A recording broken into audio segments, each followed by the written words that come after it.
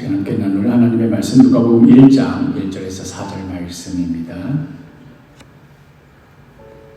저와 한 절씩 교독하시겠습니다. 우리 중에 이루어진 사실에 대하여 처음부터 목격자와 말씀에 입군된 자들이 전하여준 그대로 내력을 저술하려고 구술된 사람이 많은지라.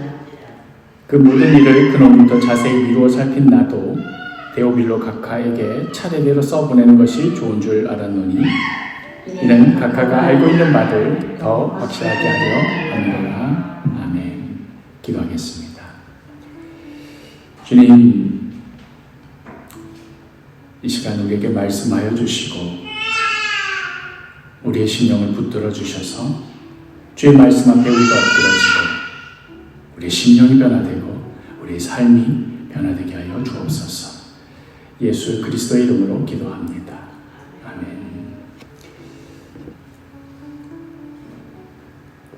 네, 지난 주일에 예고하였던 대로 원래대로라면 우리가 이제 데살로니가 전서를 나눠야 될 시간이지만 북한도 순례 가기 전 2주 동안 2번에 걸쳐서 한국교회사 특별히 이 북쪽 지역의 역사에 대해서 좀 미리 나누고 한번 정리를 하고 가는 것이 좋겠다 하는 생각이 들었습니다. 우리가 성경을 읽어라, 매일매일 큐티해라 이렇게 강조하고 있습니다만 이 성경이 하루아침에 하늘에서 펑 하고 떨어진 것 아니고요. 또 특별히 우리가 읽고 있는 이 한글로 번역된 성경, 이건 역시도 그냥 갑자기 하나님께서 이쯤 돼서 우리 한국 사람들도 예수 믿거라 하면서 하늘에서 한글로 번역된 성경이 땅에 떨어진 것 아닙니다. 다 하나님의 사람의 손을 거쳐서 이 땅에 오게 하셨는데 어떻게 성경이 이 땅에 들어오게 되었는가를 살펴보기로 하는데요. 사실 조선은 완전히 세계로부터 조선 후기는 더더욱 이렇게 고립되어 있는 상태였기 때문에 성경이 그러니까 서구에서 만들어진 이 성경이 들어온다는 것은 상당히 어려운 일이었습니다. 물론 시각 사상가들을 통하여서 천주실이랄지 이런 한자로 된 성경 내용에 해당하는 것들이 조선 땅에 들어오긴 했는데 정말 본격적으로 이 성경 원문이 들어오게 되기까지는 여러 과정이 필요했는데요. 그 첫 출발이라고 할까요? 1832년, 그러니까 지금으로부터 거의 200년 전이죠. 그때 동인도 회사 소속의 로드 아머스트호라는 배가 이제 일본을 향해 가던 길에 지금의 충남 고대도에 해당하는 그 섬에 잠깐 정박해가지고 그곳에서 이제 조선과 우리가 영국이 서로 교류를 하고 싶습니다 라는 신호를 보내게 됩니다. 그런데 조선 조정은 표면적으로는 우리는 청의 허락 없이는 결코 다른 나라와 교약을 맺을 수가 없다 하고 이렇게 가로막았지만 또 은밀하게는 어떻게든 우리가 다른 나라와 좀 소통을 해야 되는데 하는 그런 양가적인 그런 입장이 있었습니다. 그러면서 그 과정에서 독일의 귀칠라프 목사님이 고대도에서 약 한 달간 머물면서 이곳에서 서구 문물을 잠깐 전수해 주기도 하고 이때 전해줬던 내용이 주기도문이었다고 이렇게 전해지고 있습니다. 그러나 이거는 단발적인 사건으로 끝나고 말았고 그리고 나서 우리가 잘 익히 알고 있는 1866년에 토마스 선교사가 이제 대동강을 타고 이렇게 올라오는 그런 과정에서 순교당하는 그 사건이 있었지요. 사실은 조선 조정이 계속해서 이 제너럴 셔먼호였죠. 그 배에 대해서 올라오지 말아라. 우리는 분명히 반대했다. 오면은 위험에 처할 수 있다 한데도 당시 그 서구 식민 그러니까 강대국들이 했던 행패죠. 자기 마음대로 그냥 올라오고 대포로 사격하면서 과시하고 이런 중에 조선을 너무 얕봤던 것이지요. 그대로 그냥 대동강에서 불에 타서 선원들이 다 죽고 그리고 그 과정에서 그 제너럴 셔먼호에 함께 탑승해서 복음을 전하겠다는 목적으로 왔던 토마스 선교사도 대동강가에서 순교를 당하게 됩니다. 그러면서 이제 순교당하기 직전까지 주변 사람들에게 자기가 가지고 왔던 성경을 막 나눠주기 시작했는데 그때 그 성경도 당연하겠지만 한문으로 된 성경이었습니다. 한글로 번역할 수 있는 그런 사람이 없었던 것이지요.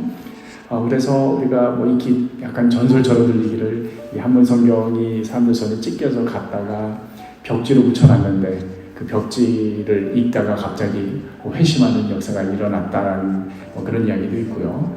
아무튼 이런 일로도 굉장한 일들이 벌어졌지만 그러나 여전히 조선 땅에는 한글로 된 성경이 들어올 수 없었고 왜 한글이었냐 하면은 사실 천주실이랄지 이런 한자로 된 책들은 당대 조선인들의 지식인 계층들은 읽을 수 있었지만 정말 복음이 필요한 계층, 못 배우고 무시당하고 차별받던 사람들은 한글로 쓴 게 아니면 글씨를 볼 수가 없던 시절이었으니까요.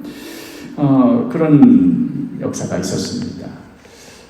토마스 선교사의 그 제너럴 셔먼호 사건을 통해서도 볼 수 있듯이 당시 그러니까 선교의 역사라고 하지만 사실 동전의 양면과 같은 그런 면이 있었는데 한편으로는 그 민족을 그 나라를 섬기기 위해서 선교한다라는 목적으로 돌았지만 다른 면에서는 사실 힘으로 항구를 개방하고 그것으로 그 나라의 이익을 뜯어내려고 하는 그러니까 강자가 약자를 뜯어먹는 것은 당연한 논리다 하는 그런 제국주의 시대의 논리였기 때문에 사실 예수님이 전한 그 복음이라고 하기에는 그 성격이 너무나 달랐던 것이죠. 내가 너보다 힘이 세. 내 말 들어. 우리 서구 문명이 우월해. 내 말 들어. 이 우월한 문명을 너희들한테 전수해 줄 테니까 너희들은 그냥 나에게 수그려 하는 식의 복음이었던 겁니다. 그런 역사가 동남아시아랄지 남미에서의 선교 역사에 많은 사례들이 그러하였고 그렇기 때문에 대부분은 그 기독교에 대한 강한 반발감 같은 것이 있었습니다. 왜냐하면 자기를 노예로 부려먹던 사람들이 전해준 기독교였기 때문에. 그런데 한국 기독교 역사는 이와는 좀 다르지요.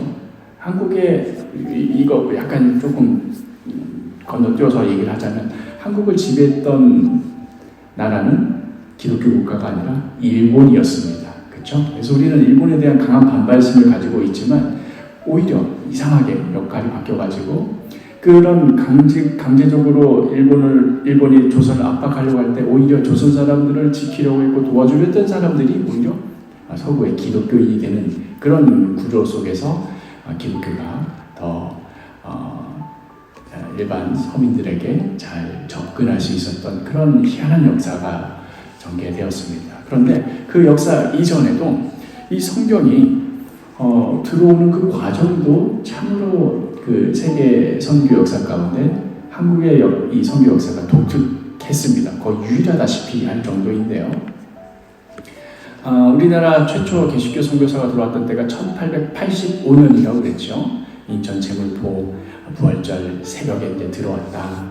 그래서 하필이면 그날이 부활절이어서 더 우리가 이제 의미를 두기도 하고 그런데 그때 들어왔던 두 명의 선지자, 언더우드 선교사와 아펜젤러 선교사 한 분은 이제 장로교에서 한 분은 이제 감리교에서 들어왔는데 근데 그때 들어올 때 보통은 선교사들이 아까도 그랬지만 원래대로 한다면 대동강에 제너럴 셔먼호를 타고 토마스 선교사가 와가지고 원래대로 대포 몇 번 빵빵 쏘면은 이 조선 사람들이 무서워가지고 우리 개항하겠습니다. 살려만 주십시오.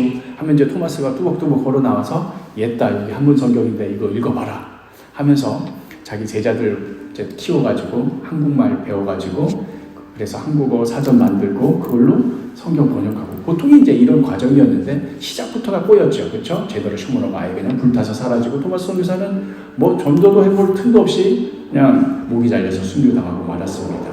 그리고 나서 약 20년 뒤에 이제 두 분의 선교사가 오셨는데 근데 그때 들어올 때 역시 이분들도 토마스 선교사처럼 한문 성경을 들은 게 아니라 사실은 그 손에 한글로 이미 번역된 성경을 들고 왔습니다. 그러니까 그 20년 사이에 조선 안에서는 참 희한한 일들이 벌어지고 있었는데 물론 이제 이분들이 들고 온 그 한글 성경은 오늘 우리가 말씀드리려고 하는 북에서 온 성경은 아닙니다. 이것은 이제 일본에서 이수정이라는 분이 번역한 그 성경인데, 그런데 참 선교사가 들어오기도 전에 벌써 조선 땅에 한글로 번역이 된 성경이 있었다라는 건 참으로 놀라운 일입니다. 이제 사진 들어볼까요? 이분이 이제 언더우드 선교사, 이분이 하펜젤러 선교사. 우리가 나중에 또 국내 순례 여행 갈 때 이분들 사진들을 많이 보게 될 텐데, 나 봤어. 저분이 누군지 알 것 같아. 꼭 기억해 두시기 바랍니다.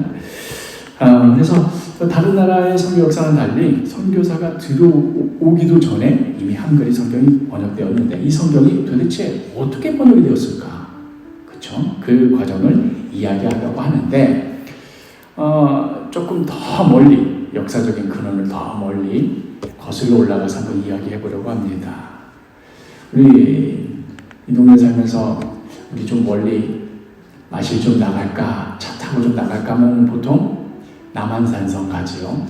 네, 저는 남한산성에 대한 안 좋은 감정이 있어요. 우리 시연이가 돌 때쯤 해가지고 우리 정장로님이 시연이를 남한산성에 그 밤에 데려가가지고 애가 감기 걸려가지고 최초로 감기 걸려서 열이 올랐던 데가 남한산성이어가지고 막 애가 아픈 게 처음이니까 어찌할 바를 몰라서 쩔쩔 매는데, 또 정장로님이 데려가셔서 그렇다고 하니까 더 화가 나가지고, 아니 이 조그만 애를 왜 밤에 그냥 남한산성 내려가서 막 그랬던 기억이 안 잊혀지네요. 벌써 6년 전 일인데도. 근데 어쨌든 그 남한산성이 저한테는 뭐 그런 정도의 사연이지만, 우리 한국 역사에서 남한산성 하면 비극 중에 비극의 그 비극이 벌어진 그 사건 아닙니까? 우리 그 영화 남한산성 보신 분 있나요? 남한산성 보면은 와, 정말 그때 조선 비참했구나 하는 것들이 드러나죠. 그게 1636년에 벌어진 병자호란, 그렇죠? 그때 막 발흥하기 시작한 청나라가 이제 조선을 치게 되는, 그런데 우리는 아직 명에 대해서 사대를 하고 있었기 때문에 무슨 청나라냐, 우리는 무조건 명을 따르겠다 해가지고는 청이 명을 멸망시키고 이제 조선을 한번 손을 봐줘야지 하면서 벌어졌죠. 그래서 어찌 보면 우리가 이런 전쟁을 항상 잘 막아왔기 때문에 잘 버틸 수도 있었는데, 이 뭐가 잘 안 맞아가지고 왕이 피난을 미처 못 가고는 남한산성에 그만 그 겨울에 갇히고 말았죠.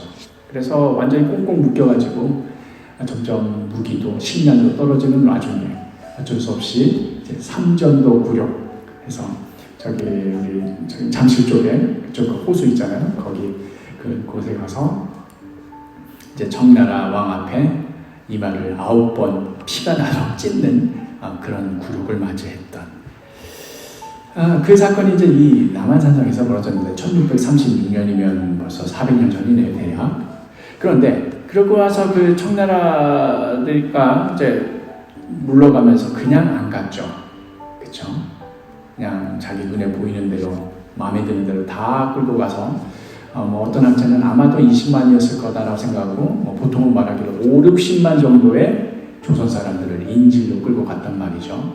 끌고 갈 때 노인네들 데려갔겠습니까?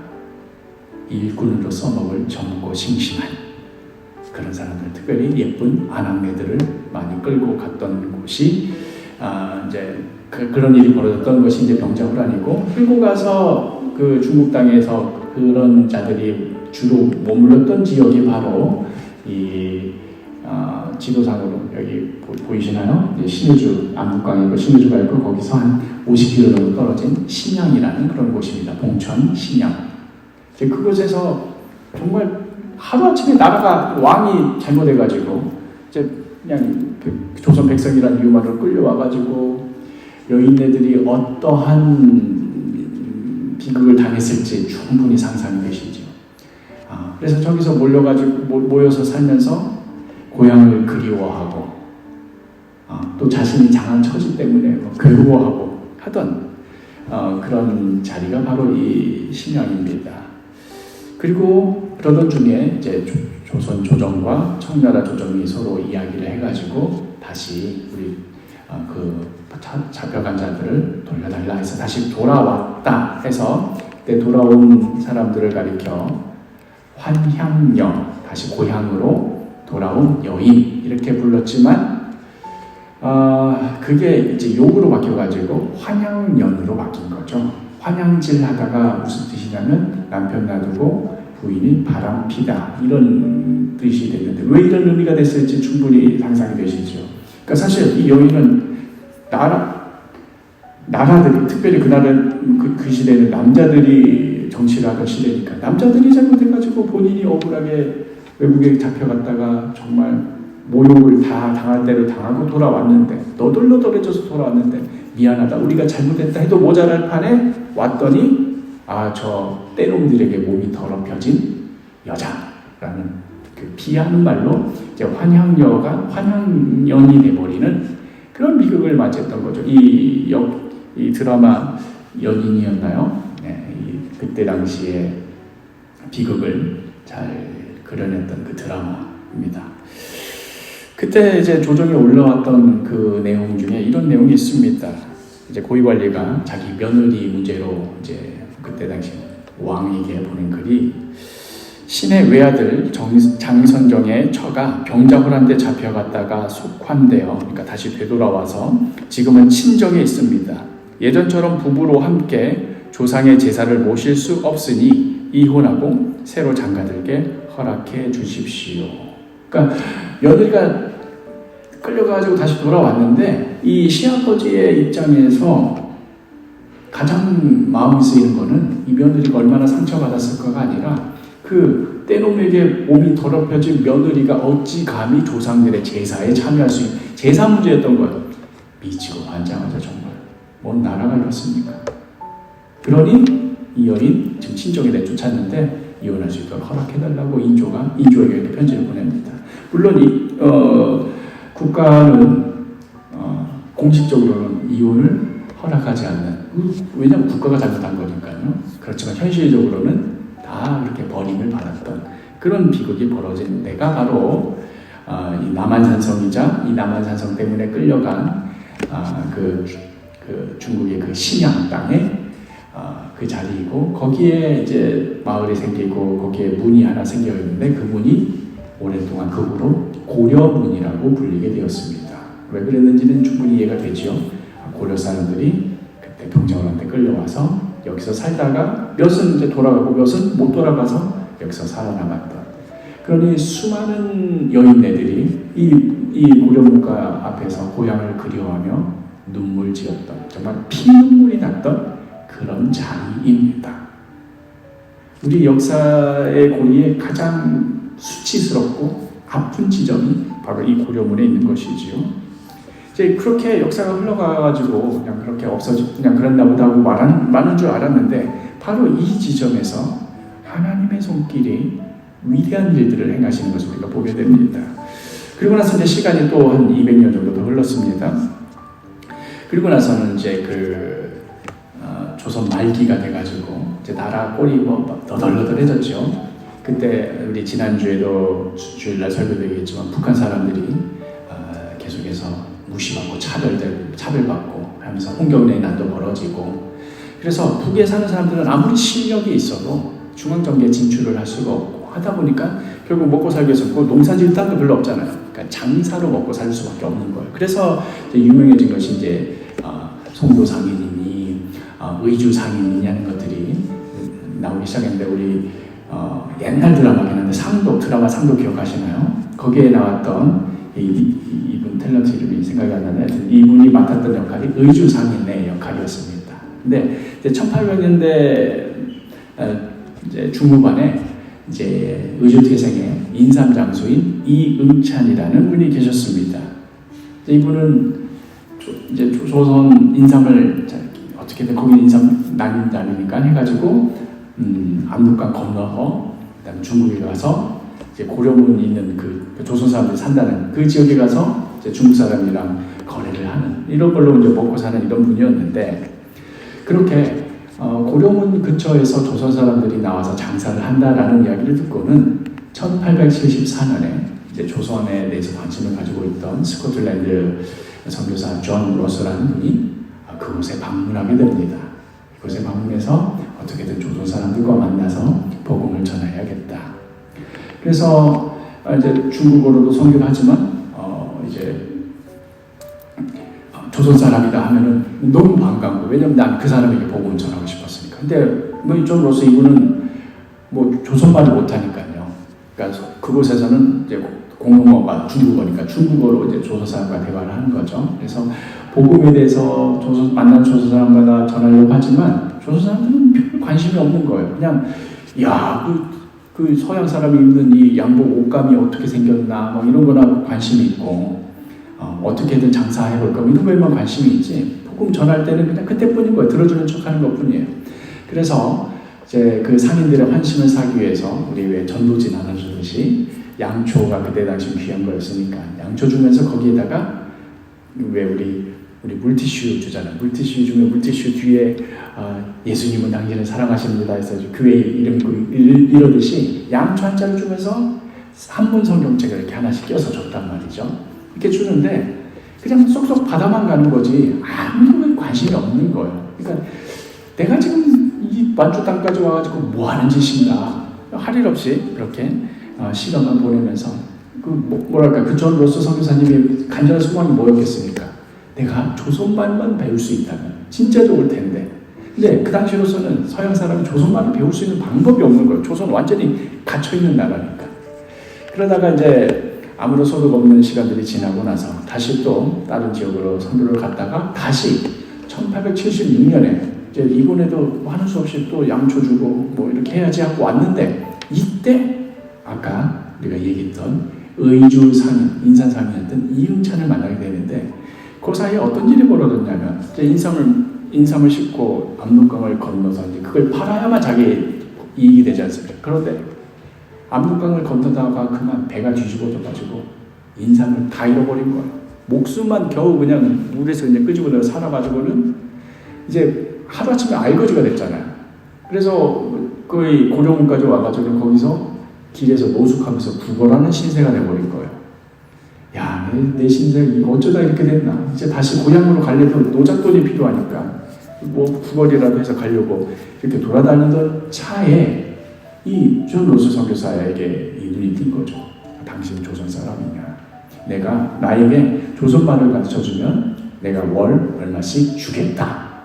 해가지고 이 사람 이응찬 입장에서는 원래 그 존 로스 선교사에 대해서 별 관심이 없었지만 지금 자기 코가 석자니까 아이고 뭐라도 준다니까는 알겠다고 내가 선생님 하겠다고. 그래서 그날로부터 이 길거리 노숙하던 이응찬은 조선 선생님이 되고 존 로스 선교사는 이제 학생이 돼가지고 이제 배우기 시작하는 거죠. 그렇게 해서 조선어를 배우기 시작하는데 조건을 딱 내건 거죠. 이응찬이 이 상인도 머리가 보통 아닌 사람인 거죠. 사실 또 언어에 굉장한 능력이 있었던 분인 것 같아요. 그래서 처음부터도 절대로 근데 당신이 어떤 속셈인지 내가 다 뻔히 아니까 수작 부리지 말고 기독교를 강요하지 않는다는 조건 하에 내가 조선말 가르쳐 주겠다. 해가지고는 1년 만에 영어로 된 조선어 문법책을 완성할 수 있을 정도로 둘이 계속 말 주고받으면서 언어에 대해서 배워나갔고 그리고 나서 이제 1879년에 드디어 사복음서와 사도행전 번역의 초고를 완성하게 되었습니다. 보통 이제 그렇게 초고는 바로 출판하면 되지 않는가 싶지만 사실은 굉장히 신경을 쓰고 헬라어, 히브리어, 원어와 비교를 해가면서까지 4번, 5번에 걸쳐서 다 검증을 하고 난 다음 출판했기 때문에 1879년 초고가 나왔다 하더라도 아직 출판이 되려면 시간이 좀 더 필요했습니다. 그러던 차에 또 희한한 일이 벌어지는데 1879년에 백홍준이라는 청년이 제 발로 이 선교사를 찾아왔습니다. 당신이 왜 찾아왔냐 했더니 알고 봤더니 몇 년 전에 그 존 로스 선교사가 양초 주면서 한문 성경 그냥 주면서 내가 이거 못하는 짓이냐 하고 했던 그 성경을 받아갔던 그 상인의 아들이었는데 아버지가 야 이번에도 내가 만주 가서 뭐 사왔다 하면서 진기업을 품하다가 아버지 이건 뭐예요? 그거 뭐 양초 주면서 보너스를 하나 더 주더라. 그래서 그걸 보다 보니까 그 한문 성경에 있는 내용을 보면서 하나님을 믿기 시작한 거예요. 그래서 내가 이 하나님 내가 제대로 믿어야겠다. 내가 세례를 꼭 받고 싶다. 그래서 세례 받고 싶다는 그 일념하에 다시 압록강 건너가지고 아버지한테 들은 말이 있으니까 거기 고려문에 뭐 누구 찾아서 가서 그랬다.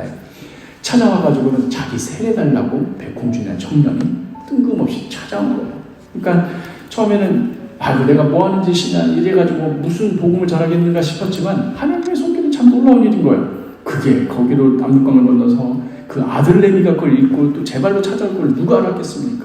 그래서 백홍준이 자기가 세례받으러 왔다고 하는데 그 전부터 이제 이응찬은 이제 나한테 절대 기독교 강요하지 말라고 하면서 이제 조선어만 가르쳐 주다가 조선어 가르쳐 주면서 매일매일 성경 보면서 이 번역하는 일을 하니 마음의 변화가 안 될 리가 없죠. 성경을 지금 횟수로만 보면 지금 3년째 보고 있는데 그래도 끝까지 자존심에 네, 그래도 내가 이 기독교인이 넘어가면 안 되지. 버티고 있는데 백홍준이라는 생번 천번 청년이 와고 자기 세례 받겠다고 하니까 이응찬도 내가 질 수 없지. 나도 받겠다고.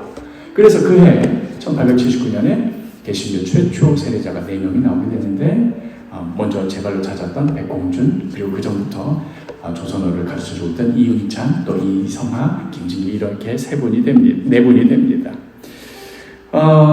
특별히 이 백홍준 이분은 이제 그 후에 세례를 받고 성경을 번역하는 일에 기여를 하고 나중에 그 성경이 출간됐을 때 그 성경을 이제 몰래 조선 땅에 밀반입해서 사람들이 나눠주는 일을 하다가 결국은 관아에 잡혀서 순교하게 되는 개신교 최초의 순교자가 되기도 합니다. 그래서 그 과정 끝에 이제 드디어 1882년 그러니까 조선어를 배우기 시작하기부터 해서 6년이라는 시간이 지났죠. 그래서 최초의 한글 성경이 만주 신양땅 그쵸? 그 여인네들이 붙잡혀가서 피를 흘린 그 자리에서 예수 성교 누가복음 전서 예수 성교 누가복음 전서라는 51페이지짜리 책이 출간되게 됩니다. 그래서 오늘 우리가 선택한 이 본문은 한글로 번역된 최초의 성경 본문을 우리가 지금 보는 거예요. 그러니까 존 로스랑 이응찬 그 청년이랑 같이 머리 맞대고 그럼 우리 누가복음부터 한번 번역하기 시작해볼까요? 하고 번역했던 그 첫 번역이 어땠을까 궁금하지 않아요? 그것을 한번 보려고 합니다. 자, 이게 그 원문을 제가 해당하는 절만 딱 잘라서 보인 거고요. 너무 글씨가 작아서 읽기 어렵죠. 그래서 제가 따로 텍스트를 쳤는데 이때 그 가운데 아레아 그 점 우리 아라고 발음하는 그것을 지금 현대 컴퓨터로는 표현이 안 돼가지고 어쩔 수 없이 옆으로 밀리게 표현이 있는데 제가 한번 읽어볼게요. 대개 여러 이게 한 글자예요. 람이 붓을 들어 우리 가운데 이른바 이를 쓰기는 처음으로부터 뭐 이렇게 됐는데 너무 읽기 어려우니까 제가 이것을 또 한 번 더 바꿨습니다. 아래아를 글자로 바꿔서 이렇게 바꿔봤습니다. 자, 최초로 한글이 번역된 그 언어요.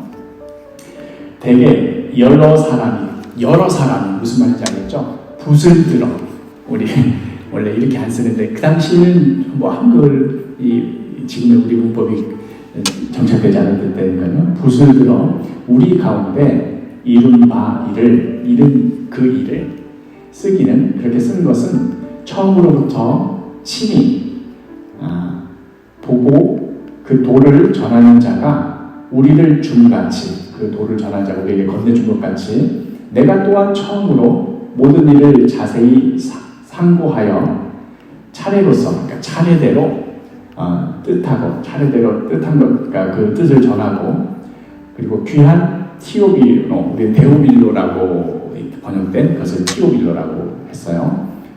티오비노의 합학계 각하를 낸 합학계 즐겨 앙달하면 즐겨 이렇게 전달하면 하는 이유는 영의 배운 바 이 영은 수령할 때 그 영의 배운 바 그러니까 알고 있던 바를 굳건하면 그것이 굳건하다는 것을 알게 하기 위함입니다.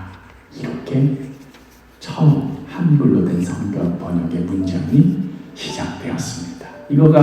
이것이 이제 개혁 한글로 번역이 되고 또 개혁 한글이 지금의 우리 개혁 개정으로도 번역이 되고 뭐 새 번역 뭐 여러 번역으로 번역이 됐습니다만은 그것을 우리가 이 시작을 이렇게 이제 우리가 읽고 있는 거죠. 우리 오늘 본문 다시 한번 읽어볼까요? 시작. 우리 중에 이루어진 사실에 대하여 처음부터 목격자와 말씀에 일꾼된 자들이 전하여 준 그대로 내력을 저술하려고 붓을 든 사람이 많은지라. 그 모든 일을 그놈부터 자세히 미루어 살핀 나도 데오빌로 각하에게 차례대로 써 보내는 것이 좋은 줄 알았느니 이는 각하가 알고 있는 말을 더 확실하게 하려 함이로다. 아멘. 우리가 그냥 성경을 읽으시다 우리 누가복음부터 읽어볼까요? 이렇게 생겼구나 하고 그게 보지만 이 성경 한 줄 한 줄이 번역되기까지 참 얼마나 기막힌 일들이 있습니까? 우리는 모르죠, 그렇죠? 알기 전까지는 그냥 원래 이런 책인가 보다 하지만 이런 역사가 있었다는 거죠. 또 그 같은 해 누가복음이 번역된 같은 해 요한복음도 번역이 되었는데 요한복음 1장 1절이 굉장히 유명한 말씀이지 않습니까? 태초에 말씀이 계십니다. 이 말씀이 하나님과 함께 계셨으니 이 말씀은 곧 하나님이십니다. 참 그 문장도 참 수려하고 멋진데 최초로 이응찬 선생님과 존 로스 선교사님이 번역한 그 말이 어떻게 되냐면 처음에 도가 있으되 여기서 말씀이 계십니다가 말씀을 도로 번역한 거예요. 도가 있으되 도가 하느님과 함께하니 도는 곧 하느님이라 이렇게 번역이 되어 있습니다. 그렇게 번역을 하고 이 출판된 책을 이제 얼마나 귀하겠습니까? 그전에는 한문으로 된 성경 양초에 껴서 저도 읽지도 않던 것을 이제 한글로 번역을 했으니까. 근데 문제는 이게 어떻게 조선 땅에 들어가게 될 것인가 하는 문제가 있었는데 아까 세례받았던 그 사람들이 생명을 걸고 제가 그것을 남북강 건너서 조선 사람에게 전하겠습니다. 그 책을 책 있는 그대로 들고 가면 당연히 검문대 잡힐 거 아니에요. 이게 무슨 책이냐? 이 위에 부름 소적을 조선 땅에 들고 왔느냐? 걸리면 죽으니까 어떻게 했냐면 책을 낱장으로 다 분해를 해요. 그거를 이렇게 쫄쫄쫄쫄 말아가지고 새끼줄처럼 만들어요. 그래서 그거를 새끼줄인 양 이렇게 들고 가는 거예요. 그러면 검색대에서 이제 안 걸리는 거죠. 그래서 다시 조선 땅에 가서 그 새끼줄을 다시 펴요. 그거 다시 묶어서 그걸 책으로 만들어서 그거 한 번 전해주는 거예요. 그거 한 번 전해줘서 사람들이 이게 뭐예요? 하고 읽으면은 처음에 도가 있으되 도가 하느님과 함께하니 도는 곧 하느님이냐. 이거 읽는 거 이거 한 줄. 얼마나 귀한 일입니까? 그리고 그렇게 성경이 출판되어서 처음으로 조선 땅에 들어가던 그 해에 우리나라로서는 부족적인 조약이긴 합니다만은 조미 수호 동상 조약 미국과의 최초 조약이 맺어지게 됩니다. 이 사건을 건네들은 존 로스 선교사님이 평가하기를 이렇게 평가했습니다. 최초의 한글 성서 발행이 조미 조약 체결과 거의 동시에 이루어졌다는 것은 하나님의 섭리다. 완고한 고려문이 열린 문이 되면 곧바로 복음이 이 민족 안으로 들어갈 것이다. 고려문이 조선 사람들에게 있어서는 피눈물 나는 문이기도 했지만 조선에 복음을 전하고자 하는 선교사들에게 있어서는 또 완고한 정말 굳게 닫힌 문이었어요. 야, 저 사람들은 어떻게 저렇게 꽉꽉 묶여 있을까? 그런데 이 성경이 번역되어서 출판된 바로 그 해 조선이 미국에게 개방을 했다는 얘기 듣는 이 선교사의 마음이 이제 하나님의 때가 됐구나. 이 복음이 이제 저 조선 땅에 들어가게 되면 놀라운 일이 벌어질 것이다. 그 놀라운 일을 지금 우리가 보고 있지 않습니까? 그렇게 하여 백홍준, 서상균, 최성균 등 이제 그 성경을 파는 사람들이죠. 매서인들을 통해서 비밀리에 성경이 유통되게 되고 거기에 선교사는 들어가지 못했는데 한글로 번역된 성경이 들어가니까 그 성경을 읽고 스스로 하나님을 믿고 그곳에서 사람들이 모여서 의주, 소래, 서울 등의 100여 명에 가까운 개종자들이 나오고 이들이 이제 성경만 보고 정말 하나님을 믿게 됐는데 세례를 줄 사람이 없는 거예요. 스스로 세례를 줄 수도 없고 와 우리가 정말 세례를 받고 싶다. 그 백홍준이라는 그분은 이제 이미 이제 그때 당시는 아니군요. 그 후에 수교 나가셨으니까 그분은 압록강 건너가서 해외 가서 세례 받았다는데 야 우리가 압록강 건너는 거 쉬운 일도 아니고 건너갈 수도 없고 제발 우리에게 누군가 세례를 줬으면 하고 기다리던 그런 시절이 있었던 겁니다. 지금 보이는 사진은 소래교회, 한국 최초의 교회입니다. 사람들이 모여가지고 예수 믿기 시작했는데 세례받은 사람이 아무도 없는 그런 교회였습니다. 그리고 나서 제발 우리에게 누군가 세례를 좀 주었으면 하고 기다리던 그런 차에 1885년 아까 말했던 언더우드와 벤젤러 선교사가 온 겁니다. 그러니까 개신교 역사는 이렇게 됐습니다. 1885년에 이 두 분 선교사가 오셔서 이렇게 시작됐습니다. 말하면은 그런가 보다 넘어갈 수 있지만 사실 이미 이 선교사가 들어오기 전에도 하나님께서 하나하나 만지신 놀라운 섭리들이 있었다는 거지요.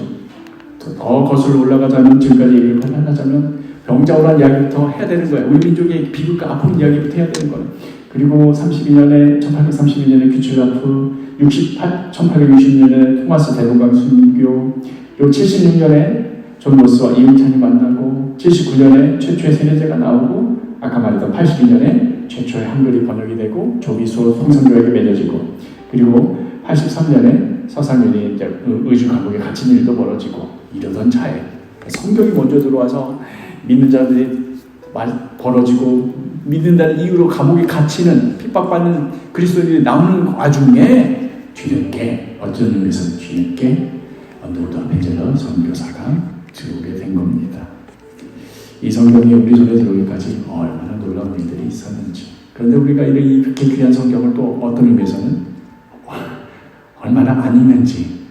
아이고 또 목사님 맨날 성경 읽으라는 얘기 맨날 큐티하는 얘기만 하시는구나. 이 역사를 알면 이게 귀해서라도 얘기를 할 텐데요. 근데 오늘 하려는 이야기는 여기가 끝이 아니고요. 이렇게 성경이 북쪽 루트를 통해서 왔다. 그래서 뭐 방향이 얘기를 하는 게 아니라 말이 북쪽이지 사실은 어떤 방향이냐, 어떤 루트냐면은 우리 민족의 아픔이자 연약한 고리, 거기 찔르는 아픈 자리, 피눈물 났던 그 자리, 그 자리를 통해서 하나님께서 역사하셨다라는 것을 우리가 주목해봐야겠다는 생각이 듭니다. 뭐 지금 신약에 가면 당연히 그 고려문 벌써 흘린 지 수십 년 됐겠죠.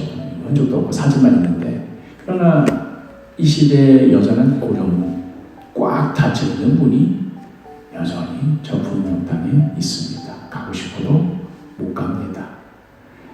저도 북한에 한번 가보고 싶어가지고 거기 좀 고위급 인사나 유명한 사람들만 가잖아요, 그렇죠? 금강산도 그때 갔었어야 되는데 문이 닫혀가지고 갈 수도 없고. 근데 그때 저 대학원 다니던 시절에 제 친구 중 하나는 대학원생이었는데 북한학 관련해가지고 학술대 때문에 개성에 갔다는 거예요. 그때 당시 개성에 갔는데 개성에 편의점이 있었대요. 그 GS 편의점 옛날 버전. 그래서 개성에 한국 편의점이 있어. 근데 거긴 그때 당시 그런 게 있었다는 거예요. 너무 그 친구가 부러워가지고 너는 북한도 다녀오고 출세했다 막 이랬었던 기억이 나는데, 근데 지금은 완전 시대가 더 거꾸로 갔다 해야 되나요? 더 닫혀버렸죠. 있던 육로까지 막 폭파시키고 이런 상황 아닙니까?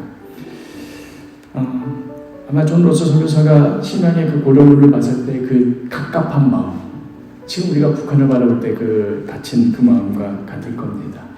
또 그 고려문에서 피눈물을 흘렸던 역사, 이 시대에 환영여가 있죠.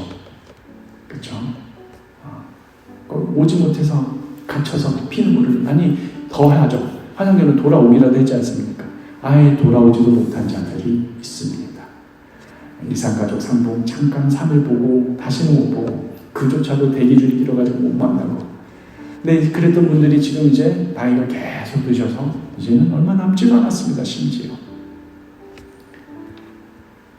성경이 그렇게 우리 역사에 피눈물 나는 자리, 약한 고리, 부끄럽고 수치스러운 자리를 통하여서 왔다라고 했을 때, 지금 이 시대에 여전히 우리 역사의 아픈 자리, 우리 그런 자들이 사는 곳, 우리 여기 서울에 있으면 솔직히 뭐가 문제인지 모르잖아요. 우리 잘 살잖아요.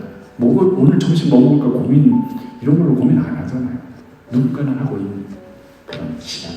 이 시대의 경계인, 이 시대의 소외된 자, 이 시대에 절망하고 있는 자가 어디 있을까?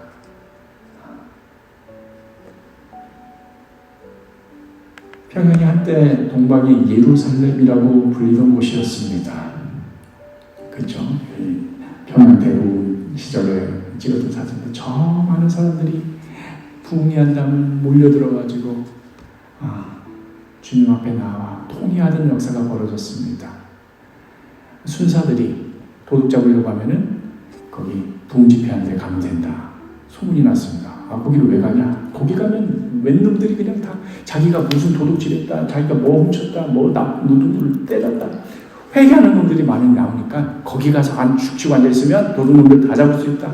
그래서 순사가 도둑놈 잡으러 갔다가 그 순사마저도 하나님의 복음을 듣고 회개하는 역사가 벌어지는 그런 땅이 지금 김정일, 김일성 동상이 우뚝 서 있는 그 우상이 등실하는 평양 땅이 된 것입니다. 꼭 북한만 꼭 집어서 말하는 건 아닙니다. 더 북녘으로 가면 우리 북간도가 있습니다. 북간도의 그 참 귀한 명동촌 신앙공동체. 한때 그곳에서 정말 한국 최고의 인재들을 길러내던 그런 곳이었습니다.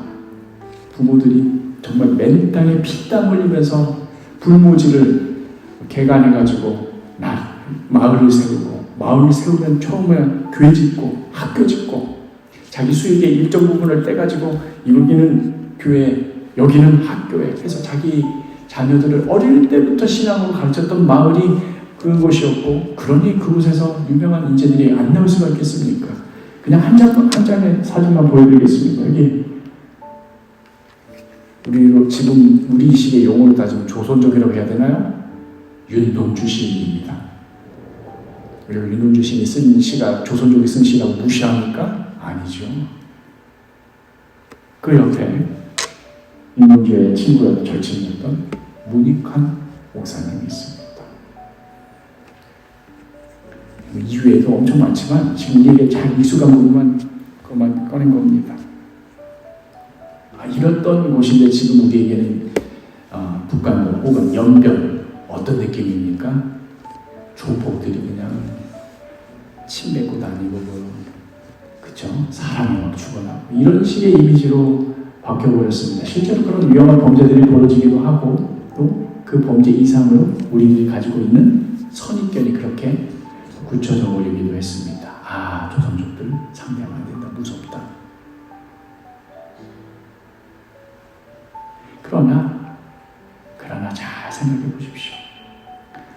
성경이 왔던 역사가 그랬고 하나님 나라의 역사가 그렇게 가장 작고 초라한 그 고리에서부터 시작됐습니다. 아브라함 그 당시로서는 자식이 없으면 끝장나던 시대에 자녀도 없고 나이도 들어가지고 더 이상 소망이 없는 자부터 하나님께서 거기에서부터 그 역사를 시작하셨습니다.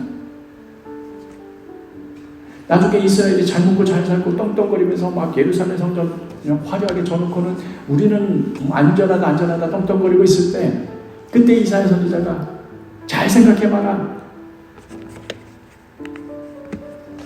이사야 51장 1절 하반절에 세 번역으로는 이렇게 번역이 되어 있죠. 저 바위를 보아라. 너희가 거기서 떨어져 나왔다. 저 구덩이를 보아라. 너희가 거기서 나왔다. 니들이 처음부터 대단한 그거 아니고 저 벌품 아무런 생각도 나올 수 없는 저 바위 덩어리 아무것도 없는 저 구덩이 속에서 거기서 하나님이 끄집어내어서 아브라함을 불러서 지금 우리가 있는 것이다. 지금 우리가 막 대한민국이 이렇게 잘 살고 국력이 어떻게 되고 K-팝이 어떻고 K-컬처가 어떻고 우리 대단한 민족이다 하고 자화자찬하고 있을 때 저 바위를 보아라. 너희들 시작이 어땠는지 아냐? 저 구덩이를 보아라. 그 성경 한 줄 없어가지고 그 신약 땅에서 피눈물을 흘리던 자리에서 성경 한 줄 빗털털이 된 그 의주상인이랑 같이 맞서서 그 번역한 그 성경으로부터 해서 이렇게 해서 이 자리에 우리가 온 것이다. 잊지 말아라. 그러니 이 시대 가운데 우리가 우리의 가장 연약한 자리가 어디인지 주목해봐야 합니다. 복음의 역사가 가장 절실한 자리가 어디인지 주목해봐야 합니다. 그 자리에서 우리가 함께 울어야 됩니다. 지금 나는 문제 없더라고 그렇게 안심하고 작은 문제 발생하면 하나님 이 문제 빨리 해결해 달라고 기도하고 그것을 넘어서서 지금 이 순간에도 피를 흘리고 있는 그 누군가가 있다면 그 자리야말로 가장 복음이 절실한 자리요. 그 자리야말로 우리가 함께 우러내야 할 자리입니다. 아까 그 북한도 공동체에서 나왔던 위대한 인물 중 한 명이 모니카 목사님이라고 그랬지요. 영화 1987의 한 장면이기도 하고 실제 역사적인 현장의 장면이기도 한데 이 목사님이 이렇게 갈라진 우리의 현실 가운데 참으로 많이 아파하셨고 또 이 일을 위하여서 평화운동을 하다가 국가의 눈에 가시가 돼가지고 감옥에도 참 많이 잡혀가셨고 그때 감옥에서 이제 썼던 이 엽서들이 있습니다. 그 엽서 가운데 있던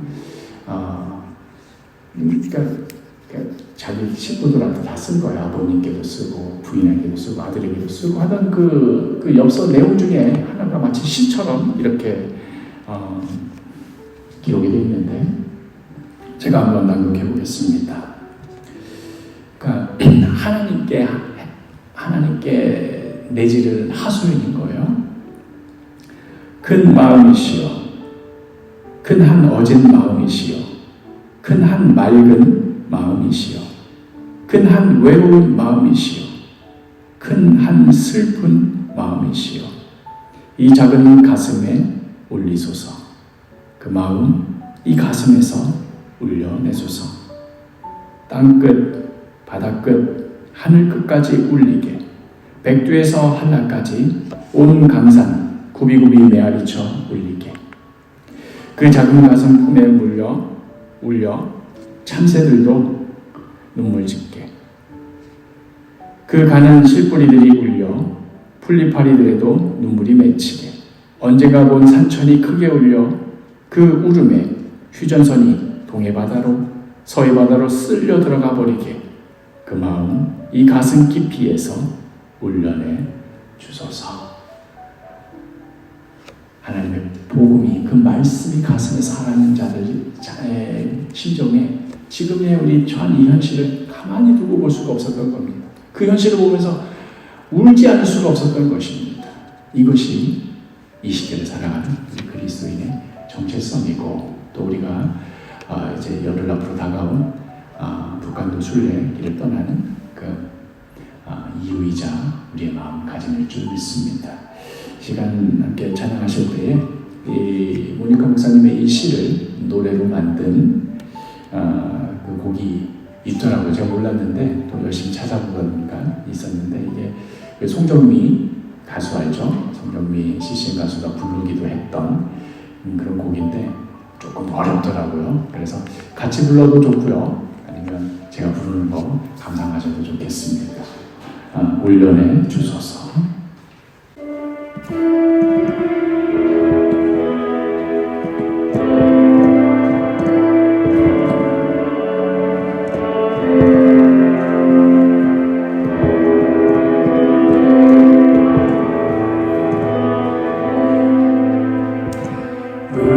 울려내 주소서 그 푸른 마음 이 작은 가슴 아프게 때리며 하늘과 바다 메아리 치며 그늘을 터뜨리도록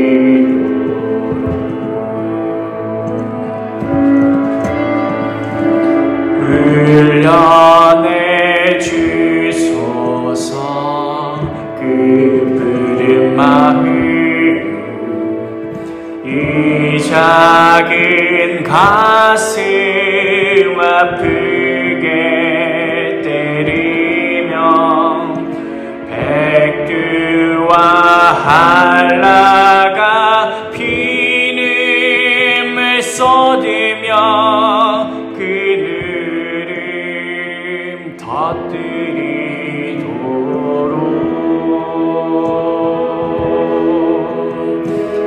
갈라진 상처에 입을 맞추고 그늘임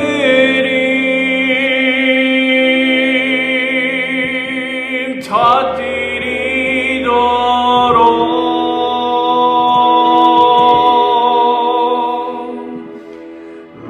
흘려내 주소서 깊은 마음 이 작은 가슴 아프게 때리며 목마른 평화 하나를 안고 그들을 터뜨리도록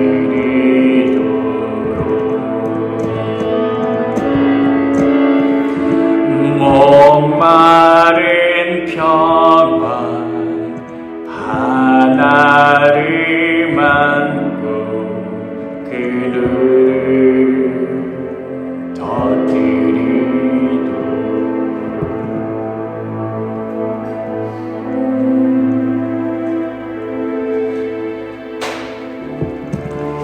이 시간 계속해서 기도하실 때에 함께 나눈 말씀 기억하시면서 우리 이 땅 가운데 성경이 어떻게 들어왔는지 그 복음의 역사가 어떻게 시작되었는지 그 하나님의 손길 잊지 않게 하여 주옵소서.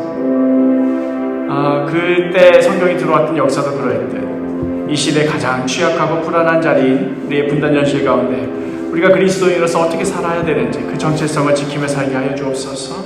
이렇게 무슨 정치 이야기, 분단 이야기, 군사적 이야기 이런 이야기를 넘어서 우리 일상 속에서도 우리가 그리스도인으로서 화해와 평화의 사명을 잘 감당케 하여 주옵소서. 감사히 기도하겠습니다. 흘려내 주소서 깊은 마음 이 작은 가슴 아프게 때리며 하늘과 바다 메아리 치며 그늘임 터뜨리도록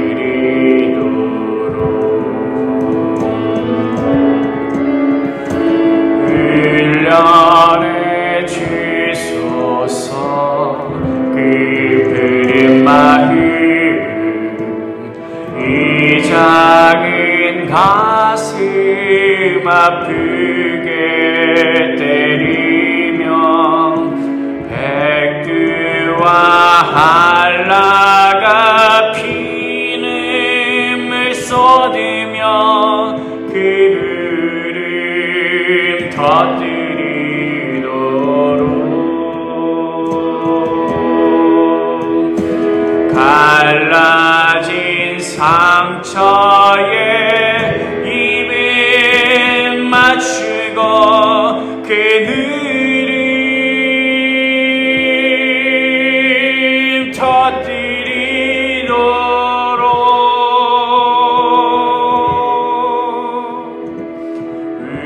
흘려내 주소서 깊은 마음 이 작은 가슴 아프게 때리며 목마른 평화 하나를 안고 그를 터뜨리도록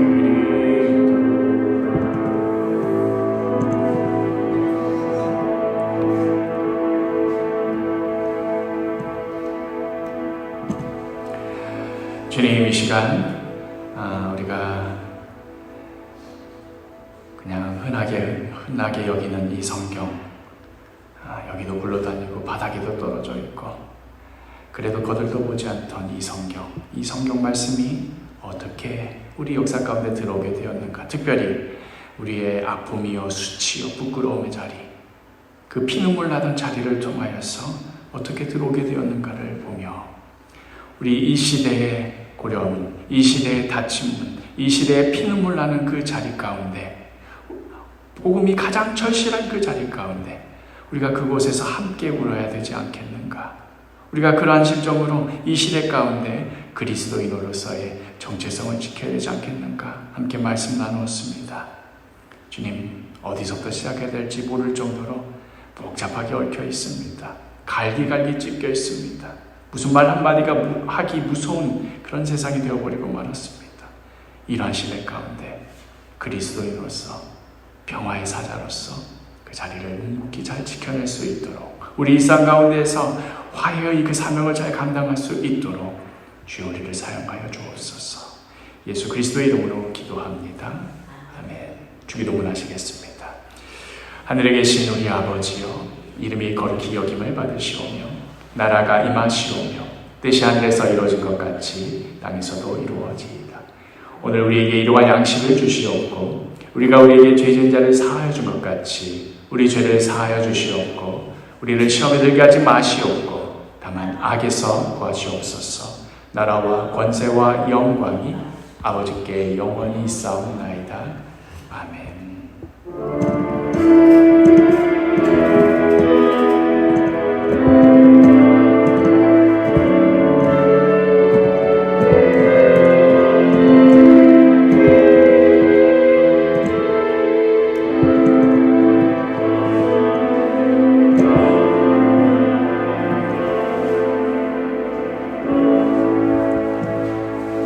감사합니다. 이것으로 수요 기도를 마치도록